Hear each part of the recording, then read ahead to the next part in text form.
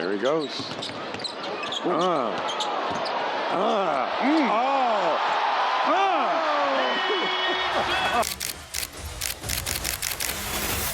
Let's talk Pritchard. He is sixth man of the year. Playing like a runaway sixth man of the year. You know, when Pritchard can go out here and hit shots, put a team on his back like that, got to give him the nod for sixth man of the year.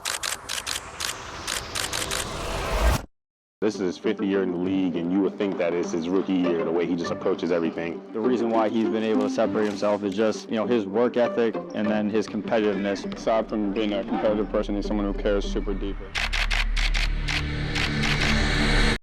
Oh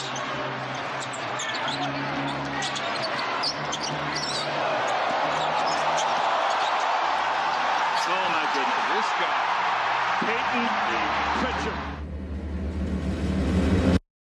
Peyton Pritchard has been destroying the league recently. It doesn't hurt to have one of the league's best flamethrowers right in your back pocket. Pritchard dropped a ridiculous 28 points off the bench with 8 threes to beat the Bucks. He dropped 27 against the Detroit Pistons, dropped 22 against the Hornets with 5 threes in one quarter. He even dropped 17 points just in the fourth quarter to beat the Bulls. Peyton Pritchard has been on a tear recently. Is this what it feels like to have Steph Curry on your team, but coming off the bench? Now, Peyton Pritchard hasn't always been the league's best bench spark plug with an absolute flamethrower. Peyton Pritchard might have one of the most difficult journeys to the NBA of any player, considering the guy's only 6'1", and we'll just say not the most athletically blessed. Pritchard had to put in strenuous amounts of work just to be where your average NBA talent would place. Naturally, Peyton woke up every day at 5:30 a.m. since the age of 13 just to work on his game. This guy would literally practice his dribbling until his fingers started to bleed. He even homeschooled 8th grade just so he could have more time to focus on basketball. In high school, the 5'9" basketball prodigy led his high school to 4 state championships. This was enough to get him noticed by Oregon, where he played another 4 years of basketball there. Despite becoming the first player in Pac-12 history to have at least 1,900 career points, 500 career rebounds, and 600 career assists, and being Oregon's all-time leader in wins with 105 and assists with 659, and finishing his college career averaging 24-5 with good efficiency for a small guard, there was still a lot of doubts about Pritchard's game going into the NBA.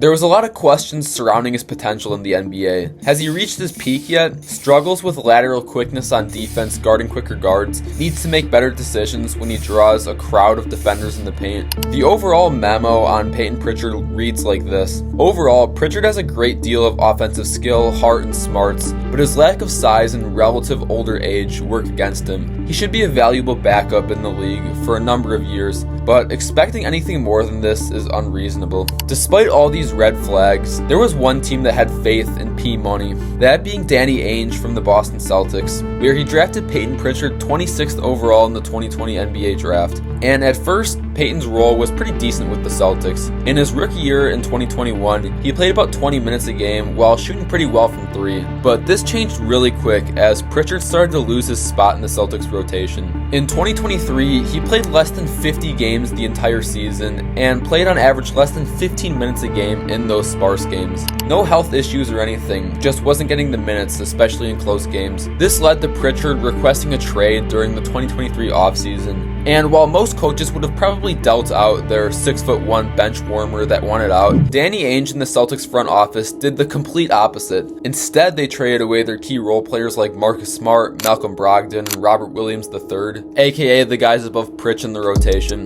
With a lack of depth in the new Celtics roster, this gave Pritchard the golden opportunity to play a lot of minutes for the best team in the league that shoots the most threes in NBA history. And ever since this opportunity, Pritchard has never looked back. Peyton Pritchard has been an absolute star in his 6th man role for the Celtics this year, averaging a very healthy 16.5 points, 3.3 boards, 3.2 assists, and 1 steal while shooting 49% from the field and 43% from 3. Peyton Pritchard right now is playing better than most starters in the league. I mean, seriously. Right here, this graph shows us every single starter in the NBA with their points per game. From Giannis at the beginning at 32 points all the way until Ben Simmons at the very end with 5 points. Now, of these 150 total players, do you want to take a guess at where the man of the hour, Peyton Pritchard, comes in at?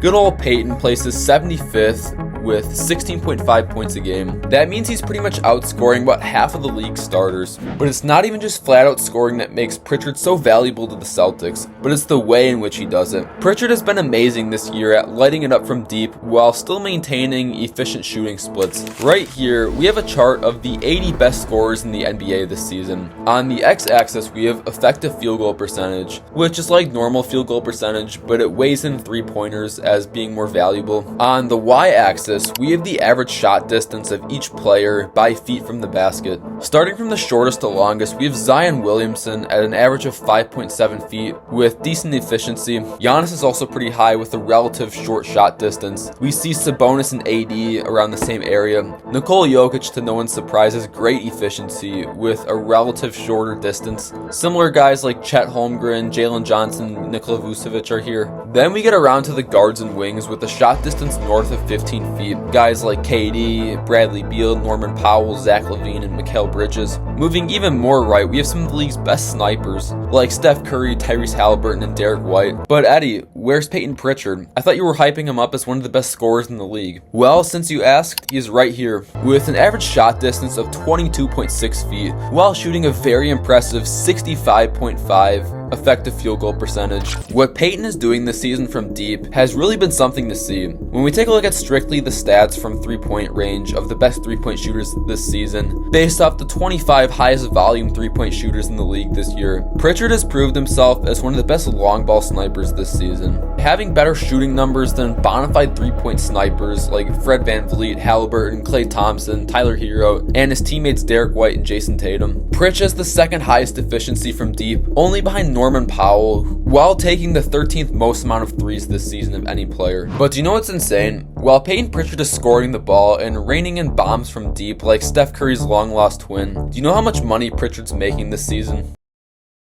Peyton is only making $6,696,429. I know, only. But for the NBA, that's like pocket change for a contributor like Pritch. Mind you, the average NBA salary for a player in 1 year is $11,910,649, almost double of what 8 Mile is making. Yeah, Peyton Pritchard is the name 8 Mile on Basketball Reference, along with P-Rabbit, and we don't even have to get into the last one. But anyways, Mr. 8 Mile is criminally underpaid for what he's doing for the Celtics. Once again, we have another dot plot. This chart shows the relationship between a player's on-court contribution and the amount of money they make. Box plus minus is an advanced stat that shows a player's on-court contribution using box score stats. On this chart, box plus minus is on the x-axis and a player's salary is on the y-axis. The line that goes through the middle shows which players are underpaid and which are overpaid. As we can see, many of the league's underpaid players, according to this graph, are guys like Amen Thompson, Mortice Wagner, Daniel Gafford, Tari Eason, Wemby, and Sengun. On the flip side, the overpaid players are guys like Darius Garland, Tyler Hero, KD, and James Harden. But this graph is a little deceiving because there comes a point in a basketball player's journey where they're so good that there's no such thing as overpaying them. Like, it would be crazy to say that Anthony Edwards, Luka Doncic, Steph Curry, and Giannis are all overpaid. But anyways, back on topic, I think there's one more player missing here. Slim Shady in basketball shoes is right down here, one of the most underpaid players in the NBA. The guy that's putting up starting numbers while playing on a rookie type contract. But Peyton Pritchard has been more than just a good spot up shooter this season. I don't have the stats for any of this like I did for shooting and scoring, but I think Peyton Pritchard has improved a lot at his weaknesses this year. One of Peyton Pritchard's biggest offensive weaknesses was driving into the paint and general rim scoring. I think Pritch has made an emphasis to expand his horizons of scoring. It seems like he feels a lot more comfortable putting the ball on the floor and scoring down low. He's also gotten a lot stronger. I mean, here's a clip of him literally posting up Nikola Vucevic, a 6'1" point guard against a 7-foot center.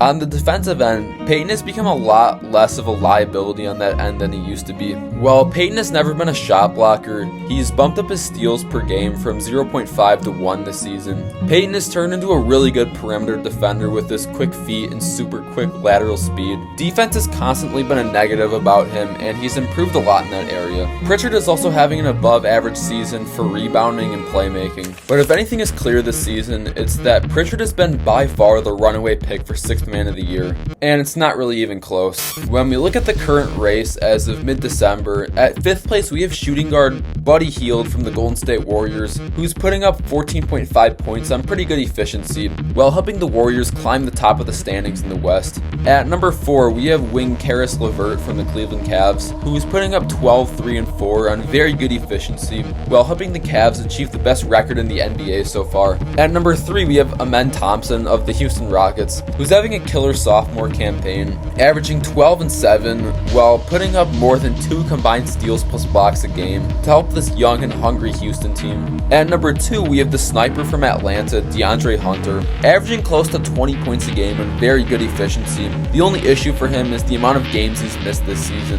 And at our number 1 spot, don't even get it twisted, the boy from Oregon. I don't even think I need to say anything more about Pritchard. But Peyton isn't just outplaying all of the current 6th men around the league. He's having one of the best 6th man of the year campaigns in NBA history. Win shares is an advanced stat in the NBA that helps to show how many team wins an individual player is responsible for. Right now, Peyton Pritchard has 3.1 win shares, but this number is an accumulation stat, meaning it adds up over the entirety of the season. Based on the current pace and production that Pritchard is playing at, he's going to put up about 9.2 win shares by the end of the year, placing him 9th of the total 43 players that have won the 6th man of the year before. But it gets even better. Win shares per 48 is very similar to win shares, except it's calculated per 48 minutes of play, so the more you do on the court with less time, the better. Peyton Pritchard is 4th place in this stat, only placing behind 2011 Lamar Odom, 1996 Tony Kukoc, and 2008 Manu Ginobili. But we're still not done yet. Looking at box plus minus, 8 Mile also dominates there as well, once again placing 4th place, only behind Manu Ginobili, Tony Kukoc, and Darrell Armstrong of the Orlando Magic in 1999. And finally, value over replacement is an advanced stat that shows just what it sounds like. It measures how much you contribute relative to the average NBA player. So anything negative here means you're below average, while anything positive means you're above average. And it's really no one's surprise at this point. Peyton Pritchard places within the top 4, only behind Lamar Odom, Tony Kukoc, and Manu Ginobili.